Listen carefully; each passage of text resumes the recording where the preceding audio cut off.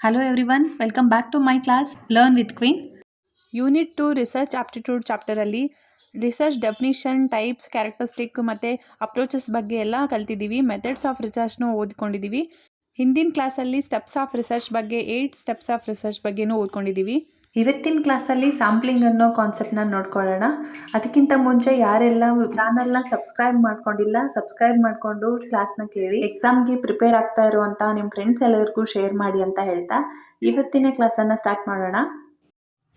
Next ಬಂದು sampling ಅಂತ. Sampling ಅಂದರೆ ಮಾದರಿ. ಈ ಸ್ಯಾಂಪಲ್ ಅನ್ನೋ ಶಬ್ದನ ಎಲ್ಲರೂ ಕೇಳಿರ್ತೀವಿ. ಸಂಶೋಧನೆ ಮಾಡಬೇಕಾದ್ರೆ ಸಂಶೋಧಕನು ತಾನು ಸಂಶೋಧನೆ ಮಾಡುವ ವಿಷಯದ ನಿರ್ದಿಷ್ಟವಾದ ಒಂದು ಘಟಕವನ್ನು ಆಯ್ಕೆ ಮಾಡಿ ಅದು ಮೊದಲು ಅದರ ಮೇಲೆ ಪ್ರಯೋಗ ಮಾಡ್ತಾನೆ, ಆಮೇಲೆ ಬೃಹತ್ ಪ್ರಮಾಣದಲ್ಲಿ ಬಳಕೆ ಮಾಡ್ತಾನೆ. ಇದಕ್ಕೆ ನಾವು ಸೆಲೆಕ್ಷನ್ ಆಫ್ ಸ್ಯಾಂಪ್ಲಿಂಗ್ ಅಂತ ಕರೀತೀವಿ. ಸ್ಯಾಂಪ್ಲಿಂಗ್ ಓದೋಕ್ಕಿಂತ ಮುಂಚೆ ನಾವು ಒಂದು ಇಂಪಾರ್ಟೆಂಟ್ ಆಗಿರುವಂಥ ವರ್ಡ್ ಬಗ್ಗೆ ತಿಳ್ಕೋಬೇಕು. ಅದು ಪಾಪ್ಯುಲೇಷನ್ ಅಂತ. ಸೃಷ್ಟಿ. ಪಾಪ್ಯುಲೇಷನ್ ಅಂದರೆ ಯೂನಿವರ್ಸ್ ಅಂತ. ಒಂದೇ ಗುಣಧರ್ಮ ಇರುವಂತಹ ಅಥವಾ ಒಂದೇ ವೈಶಿಷ್ಟ್ಯ ಇರುವಂತಹ ವ್ಯಕ್ತಿ ಆಗಲಿ, ಪ್ರಾಣಿ ಆಗಲಿ, ವಸ್ತು ಆಗಲಿ, ಅವುಗಳ ಗುಂಪಿಗೆ ನಾವು ಯೂನಿವರ್ಸ್ ಅಂತ ಕರಿತೀವಿ. It is the entire group that you want to draw conclusion about ಅಂತ. ಅದನ್ನು ಒಂದು ಸೃಷ್ಟಿಯ ಒಂದು ಭಾಗವೇ ಮಾದರಿಯಾಗಿರುತ್ತೆ. So what you mean by sample ಅಂತಂದರೆ it is the specific group of a individual that you will collect data from the population ಅಂತ. So ಇಲ್ಲಿ ನೋಡ್ಬೋದು ನೀವು, ಸ್ಯಾಂಪಲ್ ಅನ್ನೋದು ಪಾಪ್ಯುಲೇಷನ್ನ ಒಂದು ಸ್ಮಾಲ್ ಭಾಗ ಆಗಿರುತ್ತೆ. ಇದನ್ನು ನಾವು ಸೃಷ್ಟಿಯ ಒಂದು ಚಿಕ್ಕದಾಗಿರುವಂತಹ ಮಾಡೆಲ್ ಅಂತ ಹೇಳ್ತೀವಿ. ಸ್ಯಾಂಪ್ಲಿಂಗಲ್ಲಿ ಬಂದು ಮೆಥಡ್ಸ್ ಆಫ್ ಸ್ಯಾಂಪ್ಲಿಂಗ್ ಅಂತ ಬರುತ್ತೆ, ಮಾದರಿಯ ಮೆಥಡ್ಸ್ ಅಂತ.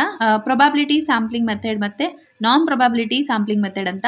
ರ್ಯಾಂಡಮ್ ಸ್ಯಾಂಪ್ಲಿಂಗ್ ಅಂತಲೂ ಹೇಳ್ತೀವಿ ಇದಕ್ಕೆ, ಆ್ಯಂಡ್ ಇದನ್ನು ನಾನ್ ರ್ಯಾಂಡಮ್ ಸ್ಯಾಂಪ್ಲಿಂಗ್ ಅಂತಲೂ ಕರಿತೀವಿ. So we will study about this one by one. First one ಬಂದು ಪ್ರೊಬಾಬಿಲಿಟಿ ಸ್ಯಾಂಪ್ಲಿಂಗ್ ಅಂತ. ಪ್ರೊಬಾಬಿಲಿಟಿ ಸ್ಯಾಂಪ್ಲಿಂಗ್ ಅಂತ ಬಂದರೆ ಇಲ್ಲಿ ಯಾವ್ಯಾವ ಸ್ಯಾಂಪ್ಲಿಂಗ್ ಬರುತ್ತೆ ಅಂದರೆ simple random sampling and complex random sampling, cluster sampling, multi stage sampling and systematic sampling and stratified sampling and sequential sampling ಅಂತ ಬರುತ್ತೆ. ಇದೆಲ್ಲದರ ಬಗ್ಗೆ ನೋಡೋದಾದರೆ ಸಿಂಪಲ್ ರ್ಯಾಂಡಮ್ ಸ್ಯಾಂಪ್ಲಿಂಗ್ ಅಂದರೆ ಸರಳ ಯಾದೃಚ್ಛಿಕ ಮಾದರಿ ಅಂತ. ಇದನ್ನು ಲೋಟ್ರಿ ಮೆಥಡ್ ಅಂತಲೂ ಕರಿತೀವಿ. ಯಾವ ಕಡೆ ಸಿಂಪಲ್ ರ್ಯಾಂಡಮ್ ಸ್ಯಾಂಪ್ಲಿಂಗ್ನ ಬಳಸೋಕ್ಕಾಗಲ್ವೋ ಅಥವಾ ಯೂಸ್ ಮಾಡೋಕ್ಕಾಗಲ್ವೋ ಅಲ್ಲಿ ನಾವು ಕಾಂಪ್ಲೆಕ್ಸ್ ರ್ಯಾಂಡಮ್ ಸ್ಯಾಂಪ್ಲಿಂಗ್ನ ಬಳಸ್ತೀವಿ. ಮೇನ್ ಇಂಪಾರ್ಟೆಂಟಾಗಿ ಎಲ್ಲ ಎಕ್ಸಾಮಲ್ಲಿ ಕೇಳಿರೋದು ಲೋಟ್ರಿ ಮೆಥಡ್ ಅಂತ ಯಾವ ಸ್ಯಾಂಪ್ಲಿಂಗ್ ಮೆಥಡ್ಗೆ ಕರೀತಾರೆ ಅಂದರೆ ಸಿಂಪಲ್ ರ್ಯಾಂಡಮ್ ಅಂತ ನಾವು ಗೊತ್ತು ಮಾಡ್ಕೋಬೇಕು. ಆ್ಯಂಡ್ ನೆಕ್ಸ್ಟ್ ಬಂದು ಕಾಂಪ್ಲೆಕ್ಸ್ ರ್ಯಾಂಡಮ್ ಸ್ಯಾಂಪ್ಲಿಂಗ್, ಸಕ್ರಿಯ ಯಾದೃಚ್ಛಿಕ ಮಾದರಿ ಅಂತ. ಇಲ್ಲಿ ಸರ್ವೆ ಮಾಡುವಾಗ ಯೂಸ್ ಮಾಡ್ತಾರೆ ಈ ಮೆಥಡನ್ನು, ಈ ಸ್ಯಾಂಪ್ಲಿಂಗ್ ಮೆಥಡ್ನ ಸರ್ವೆ ಮಾಡೋಕ್ಕೆ ಅಂತ ಯೂಸ್ ಮಾಡೋದು. ನೆಕ್ಸ್ಟ್ ಬಂದು ಕ್ಲಸ್ಟರ್ ಸ್ಯಾಂಪ್ಲಿಂಗ್ ಅಂತ. ಕ್ಲಸ್ಟರ್ ಸ್ಯಾಂಪ್ಲಿಂಗ್ನ ಎಲ್ಲಿ ಬಳಸಿದ್ದಾರೆ ಅಂತ ತುಂಬ ಸಲ ಎಕ್ಸಾಮಲ್ಲಿ ಕೇಳಿದ್ದಾರೆ. ಇದನ್ನು ಮಾರ್ಕೆಟಿಂಗ್ ರಿಸರ್ಚಲ್ಲಿ ಬಳಸ್ತಾರೆ, ಅದನ್ನು ನೆನ್ಪಿಟ್ಕೋಬೇಕು. ನೆಕ್ಸ್ಟ್ ಬಂದು ಮಲ್ಟಿ ಸ್ಟೇಜ್ ಸ್ಯಾಂಪ್ಲಿಂಗ್ ಅಂತ.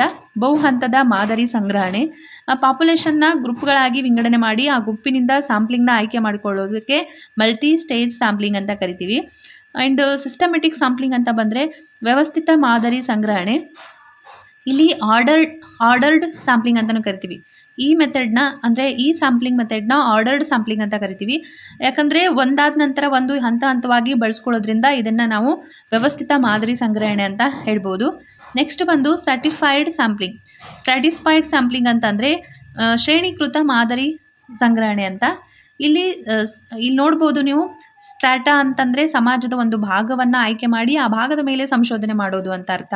ಇಲ್ಲಿ ಓವರಾಲ್ ಆಗಿ ಹೇಳೋದಾದರೆ ಪ್ರೊಬ್ಯಾಬಿಲಿಟಿ ಸ್ಯಾಂಪ್ಲಿಂಗ್ನ ಯಾವಾಗ ಯೂಸ್ ಮಾಡ್ತಾರೆ ಅಂತಂದರೆ, ಪ್ರೊಬ್ಯಾಬಿಲಿಟಿ ಸ್ಯಾಂಪ್ಲಿಂಗ್ನ ಪಾಪ್ಯುಲೇಷನ್ ಮತ್ತು ಸ್ಯಾಂಪಲ್ನ ಗುಣಧರ್ಮ ಒಂದೇ ಆಗಿದ್ದರೆ ಅಥವಾ ಬೇರೆ ಬೇರೆ ಆಗಿದ್ದರೆ, ಹೋಮೋಜಿನಿಯಸ್ ಆದರೂ ಆಗಿರಬೇಕು ಆ್ಯಂಡ್ ಹೆಟ್ರೋಜಿನಿಯಸ್ ಆಗಿರಬೇಕು, ಆವಾಗ ಮಾತ್ರ ನಾವು ಈ ಪ್ರೊಬ್ಯಾಬಿಲಿಟಿ ಸ್ಯಾಂಪ್ಲಿಂಗ್ನ ಯೂಸ್ ಮಾಡೋಕ್ಕಾಗುತ್ತೆ. ಇಲ್ಲಿ ಸೇಮ್ ಆಗಿದ್ದರೆ, ಹೋಮೋಜಿನಿಯಸ್ ಆಗಿದ್ದರೆ ಸಿಂಪಲ್ ರ್ಯಾಂಡಮ್ ಮತ್ತು ಸೇಮ್ ಆಗಿದ್ದರೆ ಸಿಂಪಲ್ ರ್ಯಾಂಡಮ್ ಸ್ಯಾಂಪ್ಲಿಂಗ್ನ ಯೂಸ್ ಮಾಡ್ತೀವಿ ಮತ್ತು ಸಿಸ್ಟಮೆಟಿಕ್ ಸ್ಯಾಂಪ್ಲಿಂಗ್ನ ಯೂಸ್ ಮಾಡ್ತೀವಿ. ಬೇರೆ ಬೇರೆ ಹೆಟ್ರೋಜಿನಿಯಸ್ ಆಗಿದ್ದರೆ ಕ್ಲಸ್ಟರ್ ಸ್ಯಾಂಪ್ಲಿಂಗ್ನ ಯೂಸ್ ಮಾಡ್ತೀವಿ ಮತ್ತು ಸ್ಟ್ರಾಟಿಫೈಡ್ ಸ್ಯಾಂಪ್ಲಿಂಗ್ನ ಬಳಕೆ ಮಾಡ್ತೀವಿ. ಇದೆಲ್ಲವೂ ಪ್ರೊಬ್ಯಾಬಿಲಿಟಿ ಸ್ಯಾಂಪ್ಲಿಂಗ್ ಬಗ್ಗೆ. ನೆಕ್ಸ್ಟಲ್ಲಿ ಸೆಕೆಂಡ್ ಒಂದು ಬಂದು non probability sampling. Non probability ಸ್ಯಾಂಪ್ಲಿಂಗಲ್ಲಿ quota sampling, purposive sampling, snowball sampling, accidental sampling, conventional sampling, judgemental sampling and haphazard sampling ಅಂತ ಬರುತ್ತೆ. ಇದೆಲ್ಲದರ ಬಗ್ಗೆ ನೋಡೋದಾದರೆ ಕೋಟಾ ಸ್ಯಾಂಪ್ಲಿಂಗ್ ಅಂತ ಬಂದರೆ ಮೀಸಲಾತಿ ಮಾದರಿ ಅಂತ ಹೇಳ್ತೀವಿ. ಫಿಕ್ಸ್ಡ್ ಆಗಿರುವಂತಹ ಒಂದು ಸ್ಯಾಂಪ್ಲಿಂಗ್. ಯಾವುದರಲ್ಲಿ ಕಣ್ಣೆದುರಿಗೆ ಕಾಣಿಸುವಂಥ ಎಷ್ಟೋ ಒಂದರಲ್ಲಿ ಒಂದು ಫಿಕ್ಸ್ ಆಗಿರುವಂತಹ ಮೀಸಲಾತಿಗಳನ್ನು ನೀಡಿ ಅದನ್ನೇ ಸೆಲೆಕ್ಟ್ ಮಾಡುವಂಥದ್ದು ಕೋಟಾ ಸ್ಯಾಂಪ್ಲಿಂಗ್. ಪರ್ಪೋಸಿವ್ ಸ್ಯಾಂಪ್ಲಿಂಗ್ ಅಂತ ಬಂದರೆ ಉದ್ದೇಶಪೂರ್ವಕ ಸ್ಯಾಂಪ್ಲಿಂಗ್. ಇಲ್ಲಿ ಸಂಶೋಧಕನು ಸಂಶೋಧನೆ ಮಾಡುವಾಗ ತನ್ನ ವಿಷಯಕ್ಕೆ ಸಂಬಂಧಿಸಿದ ಮಾದರಿಯನ್ನು ಉದ್ದೇಶಪೂರ್ವಕವಾಗಿ ಆಯ್ಕೆ ಮಾಡಿ ಸಂಶೋಧನೆ ಮಾಡೋದನ್ನು ನಾವು ಪರ್ಪೋಸಿವ್ ಸ್ಯಾಂಪ್ಲಿಂಗ್ ಅಂತ ಕರಿತೀವಿ. ಸ್ನೋಬಾಲ್ ಸ್ಯಾಂಪ್ಲಿಂಗ್ ಅಂತಂದರೆ ಇಲ್ಲಿ ಸಂಶೋಧಕನು ಸಂಶೋಧನೆ ಮಾಡುವಾಗ ಒಂದು ನಮೂನೆಯನ್ನು ಆಯ್ಕೆ ಮಾಡ್ಕೊಳ್ಬೇಕು, ಆದರೆ ಅದು ಯಾವ್ದು ಮಾಡ್ಕೋಬೇಕು ಅಂತ ನಿರ್ದಿಷ್ಟವಾಗಿ ಗೊತ್ತಿರಲ್ಲ. ಆ ಟೈಮಲ್ಲಿ ಹೋಲಿಕೆ ಆಧಾರದ ಮೇಲೆ ಯಾವುದಾದ್ರೂ ಒಂದು ಸ್ಯಾಂಪಲ್ನ ಆಯ್ಕೆ ಮಾಡಿ ಅದರ ಮೇಲೆ ಸಂಶೋಧನೆ ಮಾಡೋದನ್ನು ಸ್ನೋಬಾಲ್ ಸ್ಯಾಂಪ್ಲಿಂಗ್ ಅಂತ ಕರಿತೀವಿ. ಆಕ್ಸಿಡೆಂಟಲ್ ಸ್ಯಾಂಪ್ಲಿಂಗ್, ಆಕಸ್ಮಿಕ ಮಾದರಿ ಸ್ಯಾಂಪ್ಲಿಂಗ್ ಅಂತಂದರೆ ಸಂಶೋಧಕನು ಸಂಶೋಧನೆ ಮಾಡುವಾಗ ತನ್ನ ವಿಷಯಕ್ಕೆ ಸಂಬಂಧಿಸಿದ ಒಂದು ಮಾದರಿಯನ್ನು ಆಕಸ್ಮಿಕವಾಗಿ ಸಡನ್ನಾಗಿ ಸೆಲೆಕ್ಟ್ ಮಾಡಿ ಅದರ ಮೇಲೆ ಅಧ್ಯಯನ ಮಾಡೋದಾಗಿರುತ್ತೆ. ಆ್ಯಂಡ್ ಕನ್ವಿನಿಯನ್ಸಲ್ ಸ್ಯಾಂಪ್ಲಿಂಗ್ ಅಂತಂದರೆ ಅನುಕೂಲಕರ ಮಾದರಿ. ಇಲ್ಲಿ ಸಂಶೋಧಕನು ಸಂಶೋಧನೆ ಮಾಡುವಾಗ ತನ್ನ ವಿಷಯಕ್ಕೆ ಸಂಬಂಧಿಸಿದಂಥ ಒಂದು ಸ್ಯಾಂಪಲ್ನ ಅನುಕೂಲವಾಗುವಂತೆ ತಗೊಳ್ಳೋದು, ಅನುಕೂಲವಾಗಂತೆ ಸೆಲೆಕ್ಟ್ ಮಾಡಿ ಅದ್ರ ಬಗ್ಗೆ ಅಧ್ಯಯನ ಮಾಡೋದು ಕನ್ವಿನಿಯನ್ಸಲ್ ಸ್ಯಾಂಪ್ಲಿಂಗ್ ಅಂತ ಕರಿತೀವಿ.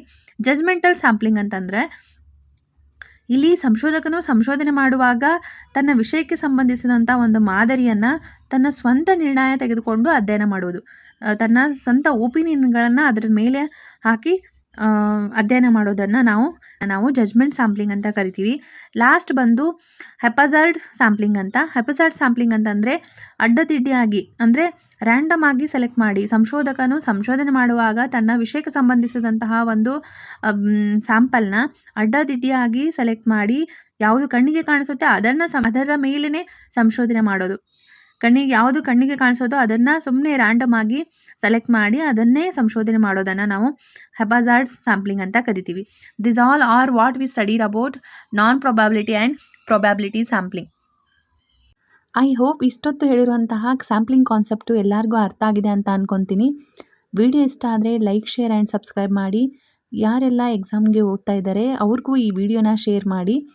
ನೆಕ್ಸ್ಟ್ ಕ್ಲಾಸಲ್ಲಿ ಮುಂದಿನ ಕಾನ್ಸೆಪ್ಟ್ ಜೊತೆಗೆ ಮತ್ತೆ ಸಿಗ್ತೀನಿ. So thank you all until watch all the videos of this chapter.